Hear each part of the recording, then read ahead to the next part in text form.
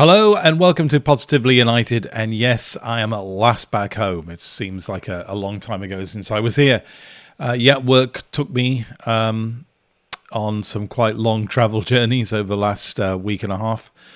But I'm back. And apologies for this, which is a now quite significantly delayed 5 insights from the Bournemouth game. But in many ways, I'm glad that I had a bit of extra time to think about it, because this is probably going to be the most negative of my 5 insights videos so far after a game. And I didn't want to rush into it. I didn't want to rush into criticism. But as I said, I think it is going to be the most negative of my 5 insights videos. So why am I negative? After all, we lost against Newcastle.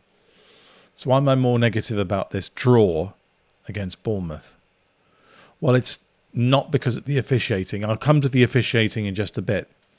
But I don't want us to hide behind the officiating. It was bad. It was appalling officiating. But I don't want us to hide behind it. So my first insight is actually a question.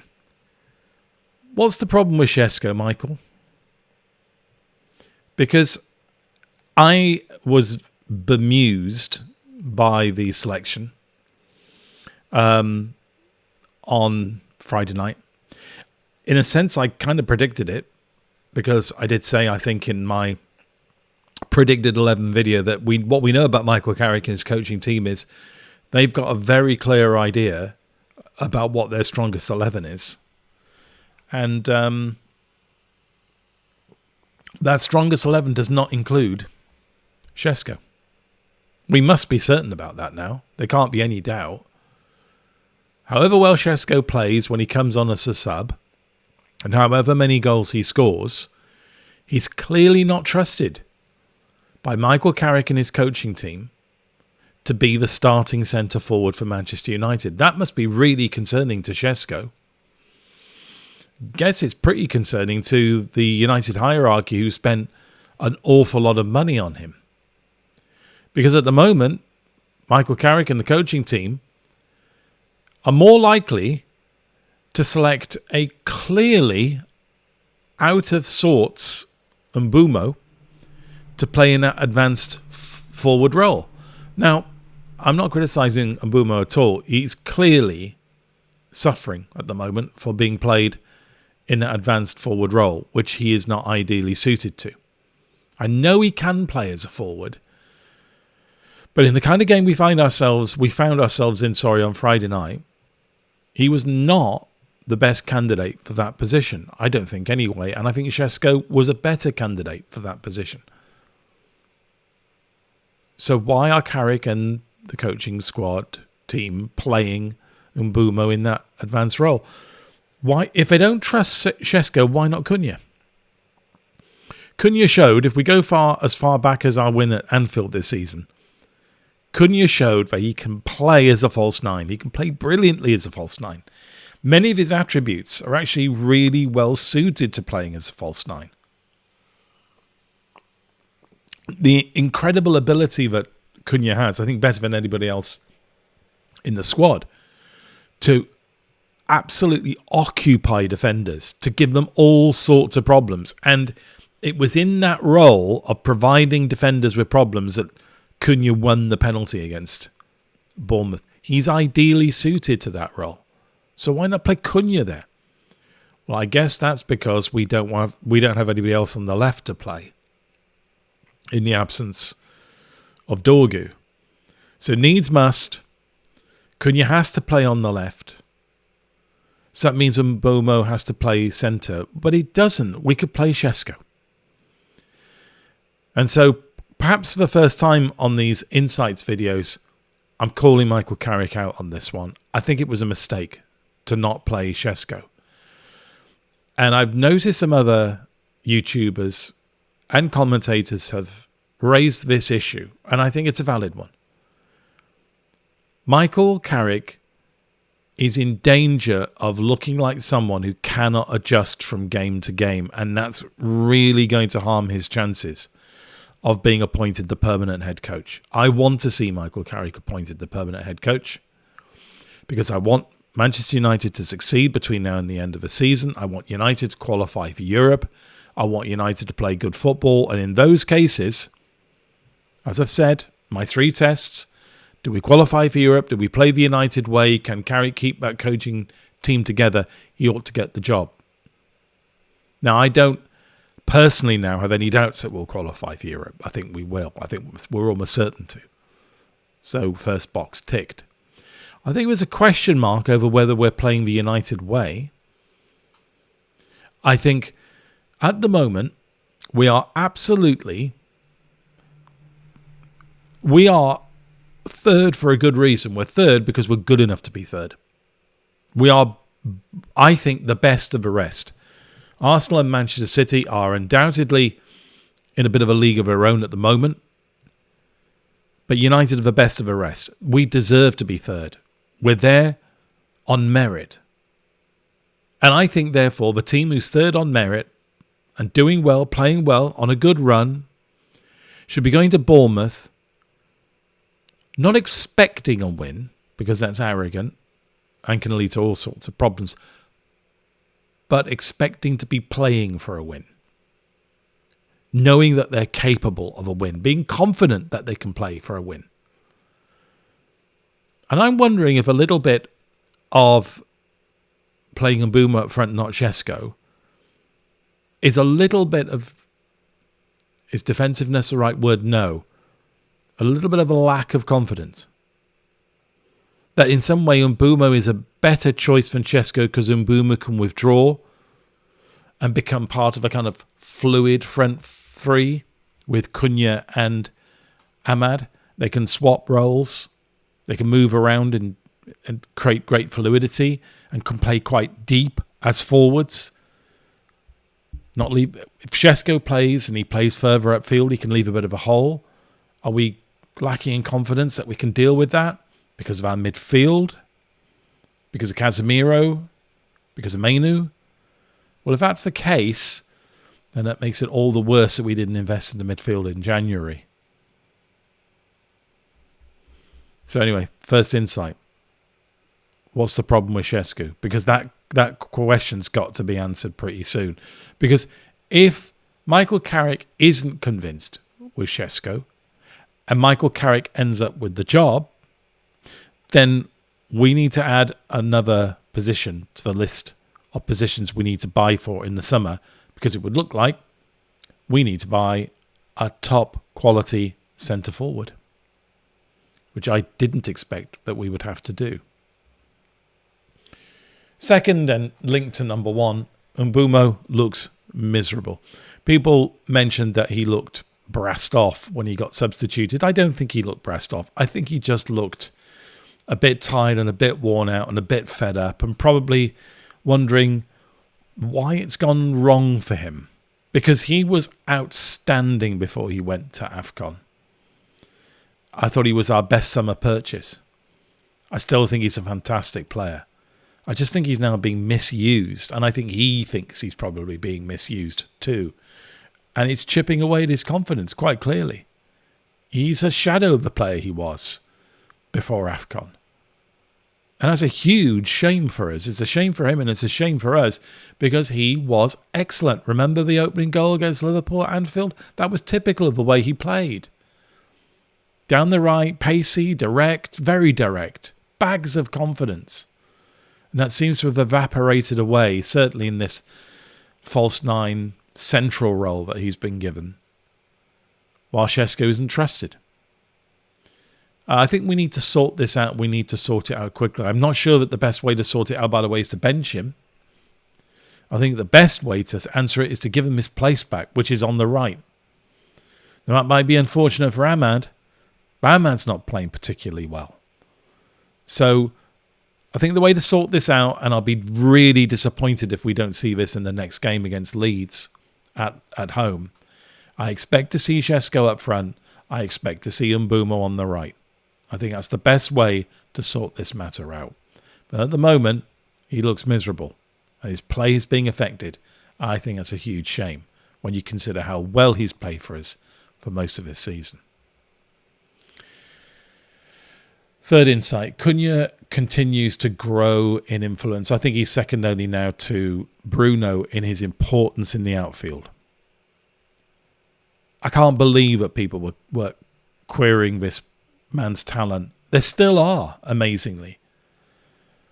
His ability to get the ball, hold on to the ball like Velcro, and engage with defenders and put them under pressure and make them make decisions. And when defenders make decisions, they sometimes make mistakes, as we saw against Bournemouth, which led to the penalty. He is absolutely out on his own in the United team at the moment. He's better than Bruno at that. Now, is he better than Bruno? No, Bruno's kind of like king at the moment. But Cunha is absolutely invaluable. And with Bruno was the best player on the pitch for United against Bournemouth. The way he won the penalty was magnificent. Did he exaggerate? Probably did. But we know what the game is. If you feel you're being fouled, you make it obvious. And the reason, by the way, that players make it obvious when they're being fouled in the penalty area is they can't trust the referee and VAR to get the decision right by not emphasizing it. They have to emphasize it. They would be a dereliction of duty if they didn't exaggerate it. Because they know that the officials are probably not up to the job. I'll come to that in just a moment. So I don't blame Cunha for making the most of it. I'm glad he did. And it put us into a great position. Too late in the game than later in the game, than it should have been, because we should have been goals up in the first half. And that's another reason why, to go back one or two, I was aggrieved not to see Šeško play, because I think if we'd have played Šeško, we'd have been goals up in the first half, one or two. But we needed Cunha and his intelligence to get us that opening goal through the penalty, and he did so. So, yeah, it's week after week now for Cunha. I think he's one of our most influential players. There's talk about how if we go out and buy a left winger in the summer, I don't think we need to do. I just think we need to wait for Dorgu to get fit. That Cunha might find himself in trouble. He might not even be in the team. Well, if Šeško isn't trusted as a forward, then Cunha could be the forward. Cunha gets in my team every game. Certainly at the moment. Because he's a talent. But we can't just rely on Cunha and Bruno. That's my fourth insight. And at the moment, I think we are possibly doing that. Now, of course, Casemiro again was influential in the game. But he tires. It's obvious. And when it was time to bring on another midfielder, of course, it was Ugarte. And Ugarte just... Well, I think some people believe it wasn't a bad performance by Ugarte. It wasn't a bad performance, but the drop-off is noticeable. Really noticeable. Now, okay, if you take a world-class player off, maybe there's always going to be a bit of a noticeable drop, but it shouldn't be so noticeable as it currently is. And the problem is, because we can't make adequate substitutions in midfield, because we don't pick the right forward, we are now relying very much on Cunha and Bruno as a constant source of either creativity or chaos. Creativity from Bruno, good chaos from Cunha. But we can no longer rely on Mbeumo because he's being played out of position. Ahmad is going through a dip in form, clearly. And I think that's a surprising place for us to have ended up in. It's a disappointing place for us to have ended up in. We should have won the game against Bournemouth. It was 2 points lost, not a point gained. And I hope it's the last game this season where we throw away points. Now, we've probably got some wriggle room between now and the end of the season. We don't have to win every game. But we can't be throwing points away. I'd like us to finish third, and I'd like us to be pressing for second, but I'd certainly like us to finish third. It is important to finish as high up as we possibly can, because it's a statement. It's a statement of intent. It's easier next season to be aiming for first or second if you're starting at third than if you're fourth, fifth, sixth, or whatever. And yes, the way things are going in Europe at the moment, it very much looks like fifth is going to be a Champions League spot. But I don't want to finish fifth or fourth. I want to finish third. I want to finish above Liverpool. I want to finish above Villa. I want to finish above Chelsea. In all fairness, Chelsea doing everything they possibly can to grant me that wish. But the over-reliance on Cunha and Bruno is definitely, I think, pointing me at least into a bit of a rethink about the list of players that we need in the summer. And I'll address that in the next video.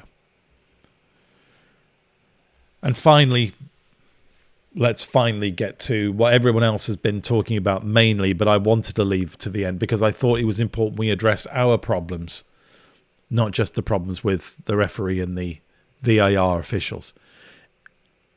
Can we just get one thing absolutely straight? It's not up to refs or officials to even things out in a game. So one of the theories as to why the foul on Ahmad wasn't given as a penalty is that because it happened so soon after a penalty had been given to United for the Cunha incident. That's not how football works. Football isn't about evening out decisions across the game. It's about taking every situation on its own merits and making a decision accordingly, based on the standards of modern-day football and modern-day rules about where you can foul and how you can foul and what you can get away with and what you can't get away with. The tackle on Ahmad was a clear and obvious penalty. Now, this is what my understanding of VAR was.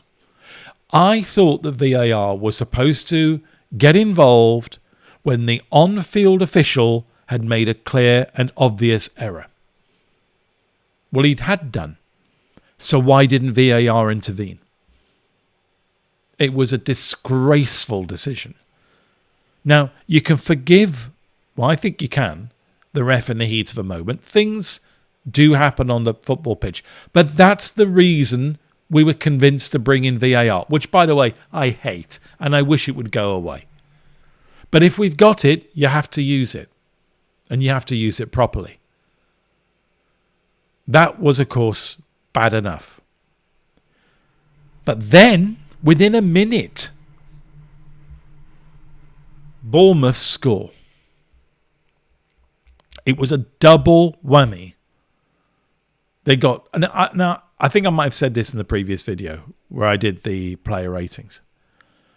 But I was so convinced that the tackle on Ahmad was a foul and that a penalty would be awarded by VAR. When Bournemouth scored the equaliser a minute later, I didn't worry.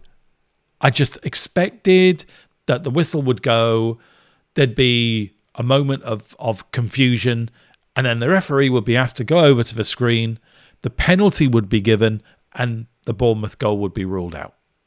I was convinced. I could not believe it when the announcement came through that there was no VAR involvement. Atrocious decisions. And then, of course, we go 2-1 with Maguire's header.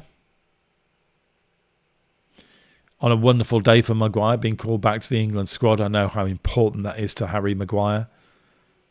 And I think Harry Maguire's redemption story is one of the finest that's ever been at United. I wish him nothing but good luck. I hope he plays for England. I hope he goes to the World Cup in the summer. He's a damn good defender. It's one of the best. Which made his sending off all the more galling. You can't have the Ahmad incident and the sending off of Maguire in the same game because different standards are being used. Either it's a penalty when Ahmad gets fouled, or it's not. And if it isn't, Harry Maguire is not a foul and it doesn't get sent off. I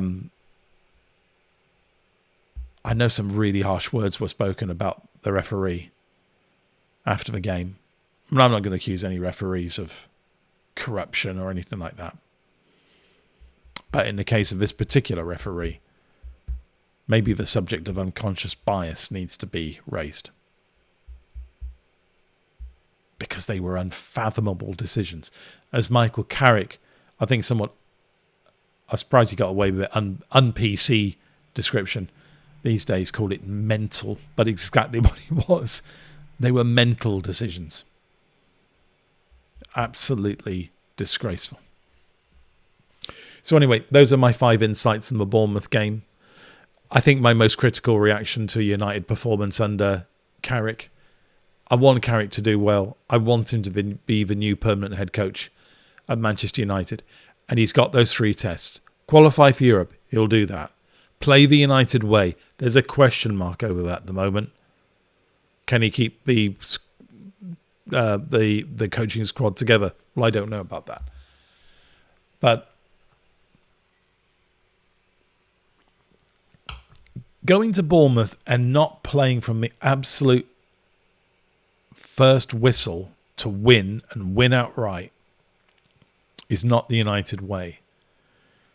And not playing Šeško makes me concerned about whether the right attitude is there.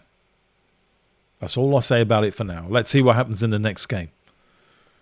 But in my opinion, that was a really disappointing outcome, a disappointing result. It should have been 3 points. It was 1. And I think it was to blame the officials for that kind of misses the point. Those incidents happened in the second half. I think we should have been... It was a disappointing performance by Bournemouth in the first half. I think we should have been 1 or 2 up in the first half. That's the real story out of this game. Going on about the officials kind of like deflects from that. I understand why. I found the decisions myself utterly disgraceful and unfathomable. But let's not run away from what the real problem was on Friday night. We didn't take the game by the neck, by the throat, and really grasp it and win. Okay, that's all I have to say for tonight. If you like the video, please hit the like button. If you like what I do on this channel, what do I do on this channel? I try to present a side of United that isn't entirely based on the desire for clicks and subscriptions. You can tell I'm not in the game for subscriptions by how low the number of subscriptions are on the channel. But I hope basically what I don't do is talk bollocks for clicks, which is what some of the other YouTube channels do. And it's been noticeable over the last few days, I think, that with the increasing hysteria there is about Luis Enrique coming to Manchester United, I think we're in the end game now. I think everybody realises, by the way, that the hipster managers are out of it. It's all the hipsters are on once, they're gone. It's probably now between Carrick and 1 or 2 really big names. And those 1 or 2 really big names appear to be Luis Enrique and Nagelsmann. Now, if that's the case, well, we'll just have to wait and see what happens. But you can tell by the way some of the YouTube channels are behaving at the moment that they'll do absolutely everything they can between now and the end of the season to destabilise Manchester United, to criticise Manchester United, to set realistic, false expectations that can never be met so they can continue to criticise Manchester United. These YouTube channels purport to support United and be behind United. They are not. They're behind making their owners millionaires. And that's all they care about. And that's what I'm trying not to be. And by the way, I'm succeeding really well in not being a millionaire. So anyway, if you like what I do on this channel, please subscribe. Tell your friends about the channel, get them to subscribe too. Follow me on X. The link is in the description. Yeah. And until next time, always remain positively united.